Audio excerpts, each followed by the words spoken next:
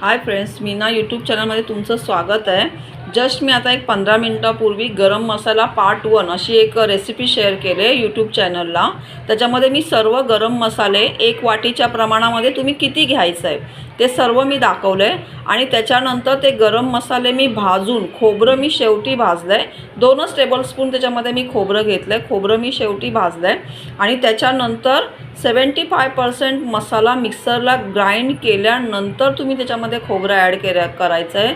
जर तुम्ही खोबरं पहिलंच ॲड केलं भाजलेलं तर तो मसाला बारीक होत नाही मिक्सरवरती, पण त्याला वेळ लागतो आणि मिक्सर तापतो आपला। त्याच्यामुळे बऱ्यापैकी पावडर होत आली त्याच्यानंतरच तुम्ही मसाला खोबरं त्याच्यामध्ये एंडलाच टाका। आणि हा गरम मसाला तुम्ही बऱ्यापैकी कुठल्याही भाजीमध्ये खूप ॲरोमॅटिक आणि चांगला होतो। तुम्ही एकदा हा मसाला नक्की ट्राय करा।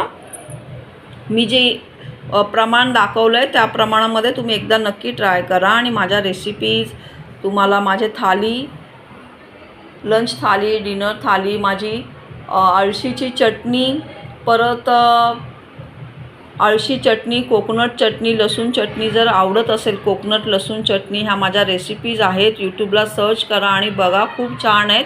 खूप एक्झॅक्ट मी माप सांगितलं आहे त्याप्रमाणे तुम्ही केलीत ना, तुमच्या रेसिपी एकदम 100% तशाच बनणार, तसंच होणार। जसं मी सांगितलं त्याप्रमाणे तुम्ही केलं तर ट्राय करा।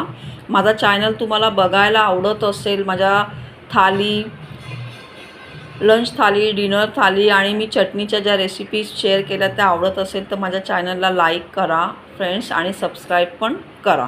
थँक्यू।